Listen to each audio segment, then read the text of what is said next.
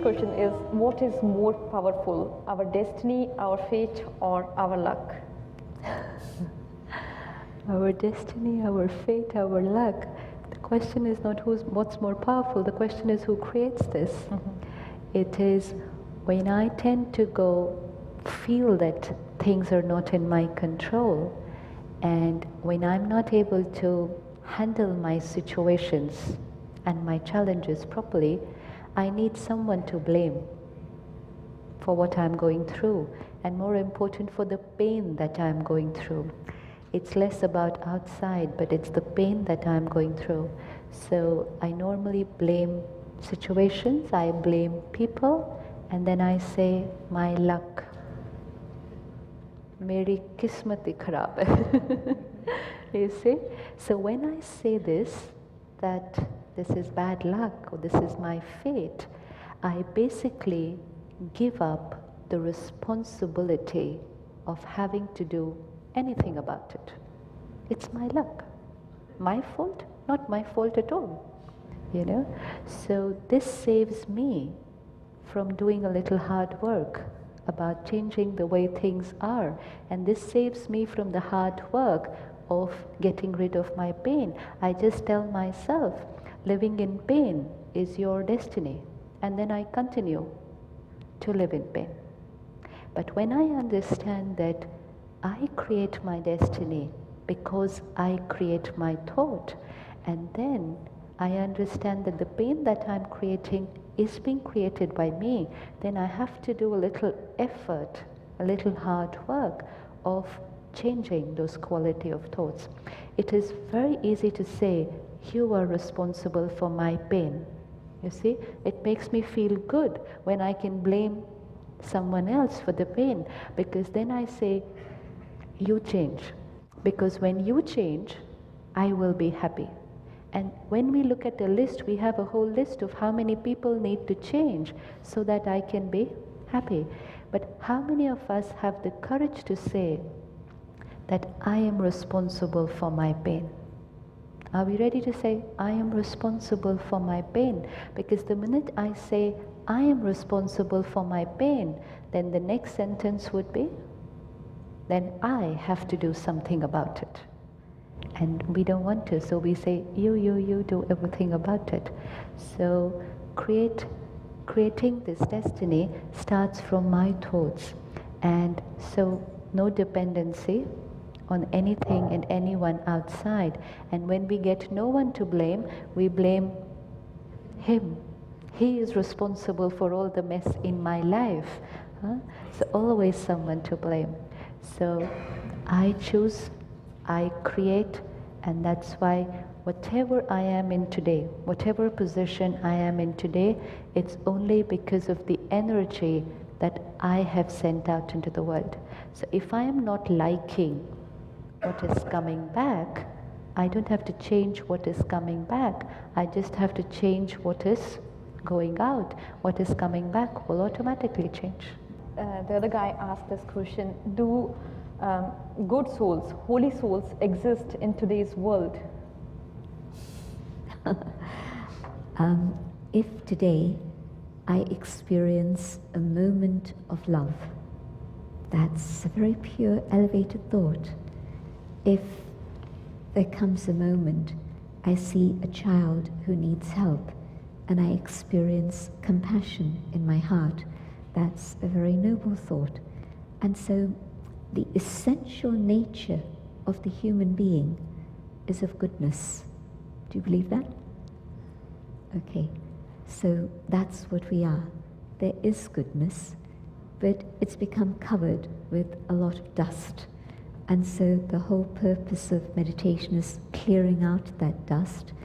But when we connect with that goodness which is inside ourselves, that's when we're able to have those pure noble thoughts. So it's not a theory that can noble thoughts exist. It's a reality which we've all experienced from time to time. But what we would like to do is to not just make it an occasional experience, but to make it a daily experience, to make our life filled with noble thoughts and good feelings and good wishes. so that then this becomes a return to that which is our original state of humanity, our essential humanity. Okay, we move on to next question, which is very interesting. We all argue with each other at some point. Like the other day, me and my sister argued over what to buy for our dad on Father's Day, although we managed to solve that problem by just asking him what he wanted. But that was a small issue. How do we cope with close relatives who are expressing anger toward us? How do we cope up with close relatives who are expressing anger towards us? Okay, so one choice was to get angry, like you asked, and the other one is to remain stable. But what do I do in order to remain stable? I've been experimenting this, that yes, each one of us, when we come into relationships, there are differences of opinion. Difference of opinion is there and will always be there. And do you think it should be there? Should there be a difference of opinion? Should there be, or should we all start thinking the same way? Imagine one morning, the husband and the wife get up, same thoughts, same words, same actions. Interesting? No conflict at all. Same thinking. Interesting?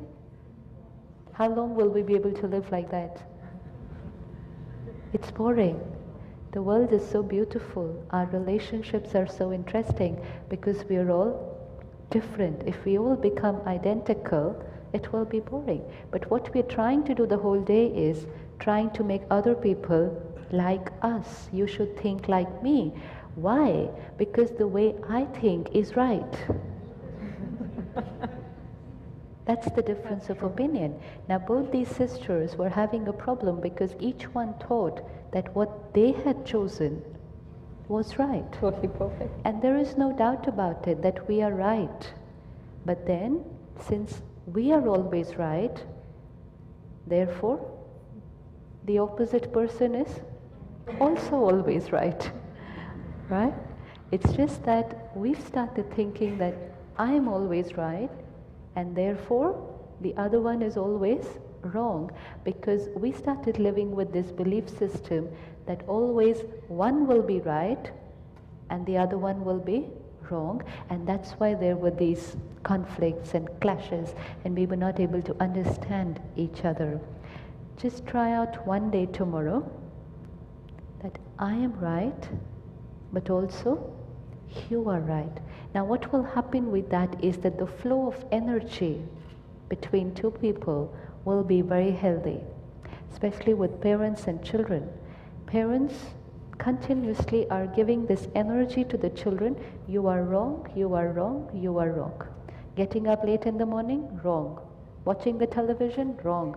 Not studying, wrong. Eating pizza, wrong. Everything that you do is wrong. Ask the child. The child feels everything that he is doing is right. That doesn't mean, okay, keep watching television the whole day or don't eat healthy food. It just means trying to understand that the other person has a perspective.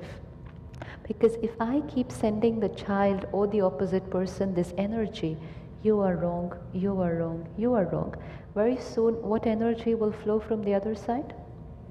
You are wrong. And then here are these two people trying to solve an issue, but who have already decided that the other side is wrong. No dialogue, no discussion, nothing. But when two people talk to each other with this understanding that both of us are right, difference of opinion, but both's opinion is right from where they are sitting. From where you are sitting, the flower vase looks different to you, but from where we are sitting, it looks different. We can argue about it for years. Which one of us is right? And actually, just one thought, that side it's different and this side it's different. Any conflict after that? Will there be any conflict after that? And that's understanding. You know what we say, we can't understand each other? We understand very well, but what we can't understand is that you are also right. And then there is no question of getting angry. Anger always will come when I say, you are wrong, please listen to me because I am right. And then there is that conflict. So when we are able to have this smooth flow of energy, you may be saying the worst thing to me, something I just don't like. But if I'm able to understand you have a reason for saying and doing that, then I'm able to sit and talk to you about it without getting hurt and without getting angry. And then it's easy to solve all our issues. Okay, let's move on.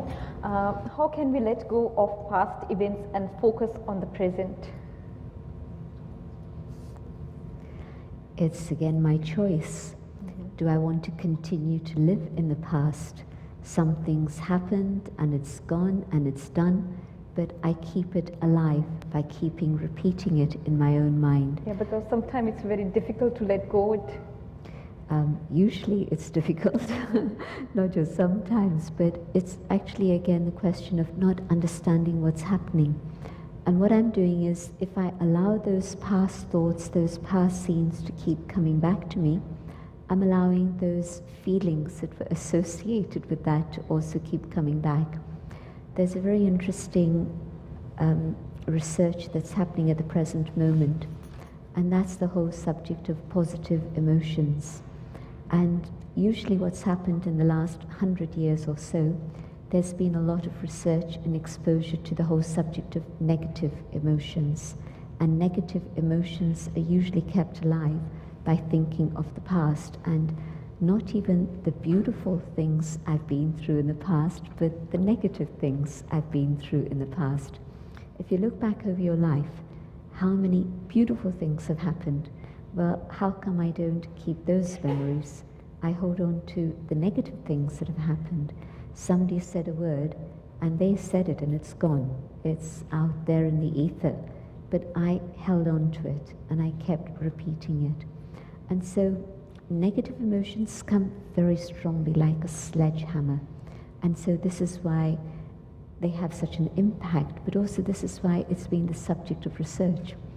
Positive emotions, they say, come fleetingly and very subtle and very difficult to measure, which is our experience generally, right?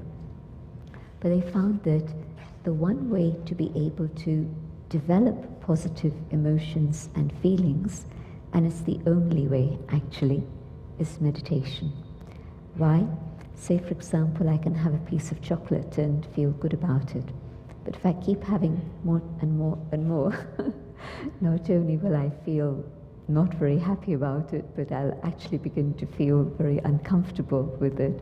So whatever it is that's giving me happiness on a temporary basis and giving me a positive feeling, it'll come and it'll go. But on an inner level, creating that happiness is something I can learn to do, and I can hold it and I can keep it. And so I have the understanding of what do past memories bring to me if I'm holding on to negative memories, and how are they interfering in the things I'd like to do today. It's a huge energy that's being wasted. It's depriving me of the possibility of doing what it is I would like to do at this point. You know how we say that, well, I have so many inspirations, and how come none of it happens? Well, they come for a moment and then they disappear, because I'm not giving it that energy to actually apply it in my practical life and make it work for me. And so letting go of the past so that I can focus my energy now is something which is valuable for me, to give me happiness today, but also to be able to shape my life in the way I would like for the future. So knowledge, understanding, spirituality, this is where spirituality and practical life absolutely come together. Although, before we go to meditation session once again, just two more questions. Even though we are in 21st century where we talk about empowering women, all of us know that discrimination against women do exist. And can we raise our voice against it in a positive way? And what challenges do the Brahma Kumaris faces as an organization run by women? If I hadn't come to spirituality way back in the 60s, I would have become a feminist. But I was very lucky, because when I came to spirituality, I realized that female is a role. The eternal being that I am is the soul.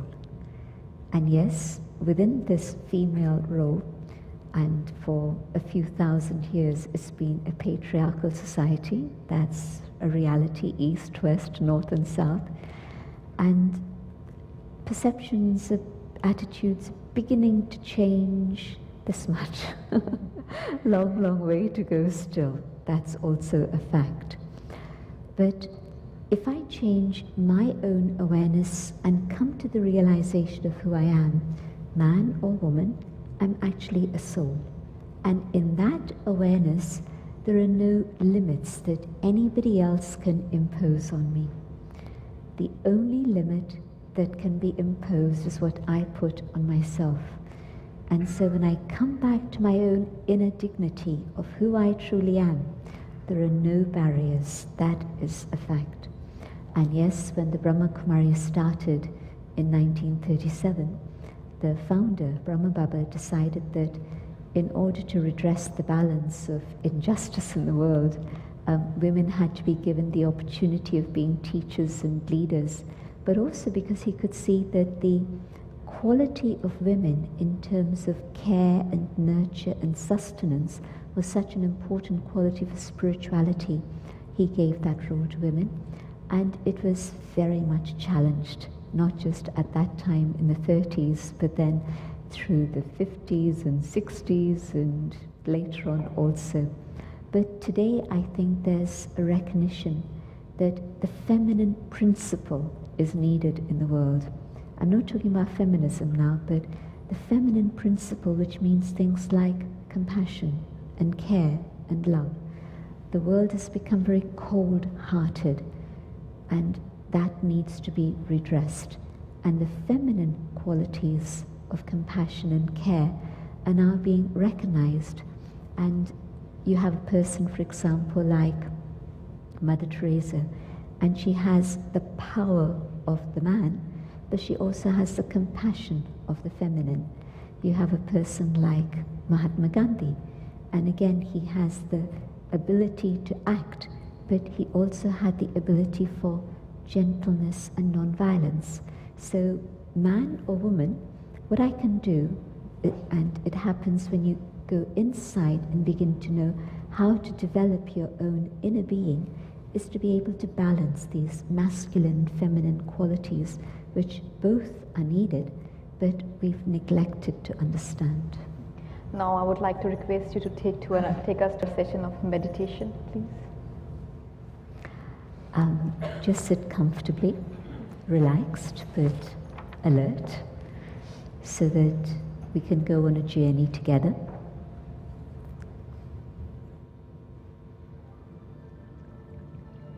The body sits quietly,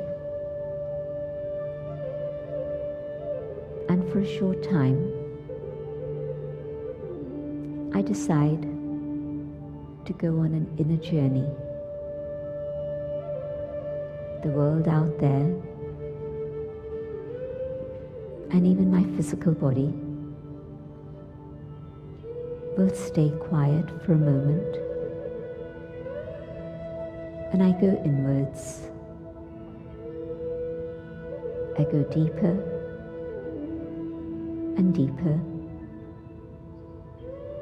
beneath all the waves of thoughts that are coming from so many different directions. And as I go deep inside my own inner being, I come to that sacred space which is my own, that no one can touch and no one can enter. I step inside. I discover the peace within me. I'd forgotten that peace belongs to me, I was looking for it outside. And now I realized it is within. I connect with my own inner treasure, and I stay enjoying this state of peace. And in this awareness of peace, my mind, my heart are open, and I can feel the divine presence of the Supreme Mother and Father, the being of light.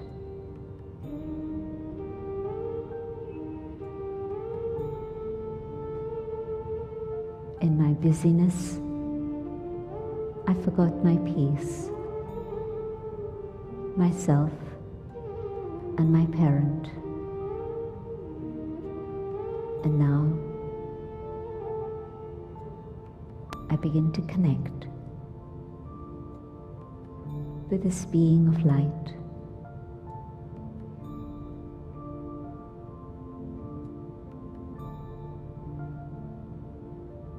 And I savor the pure love that pours forth.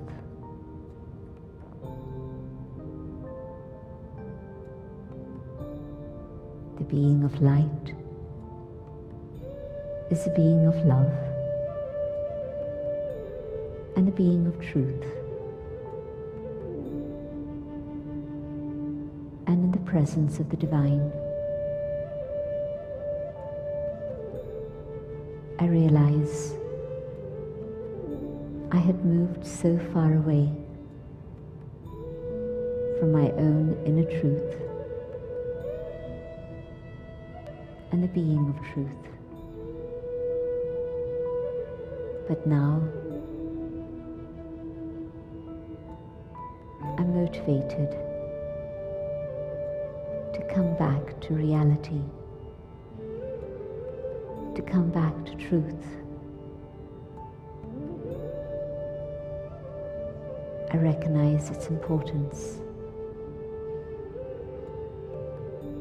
It's the pillar of human life, of civilization, of the world. And in this awareness of the Supreme, in the presence of eternal truth, I begin to see the illusion, the falsehood that had trapped me. And I allow God's light to touch my inner world and awaken the truth within my own self.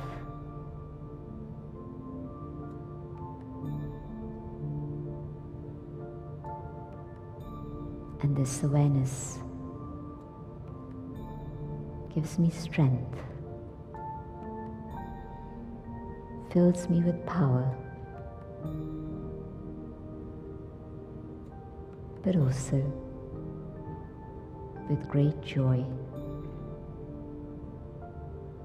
I can let go of that which is artificial and enjoy the truth, the reality again.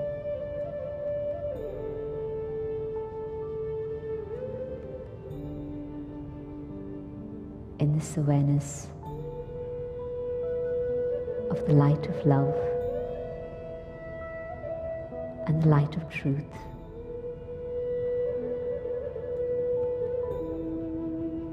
I come back to the awareness of this room and the things that need to happen here. But I hold this light within myself, so that this light guides my thoughts, my words, and my actions.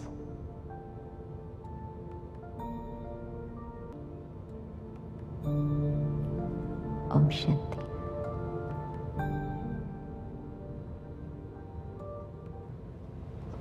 I would like to thank you for your timing. I would like to thank you from whole of Glasgow, from bottom of my heart, so that you take time out for Glasgow. I thank you so much for awakening us. I would like to thank you all our audience who take time out. Thank you very much for your invaluable time. I felt very honoured to be here. It was really nice to share with all these souls. Just thought it was really pleasant and a great experience seeing the whole gathering of people, nice vibration as well. Inspired again. You know, just take out your love for the world and just be kind and be good to everyone that you meet. That's what it's about in life to me. The whole process of positive thinking, I think it's the best way to channelize our thoughts. This is the only group which does what they say actually. It was so good. It changed me a lot. I am much more aware of my thoughts now, and I know I can control my thoughts.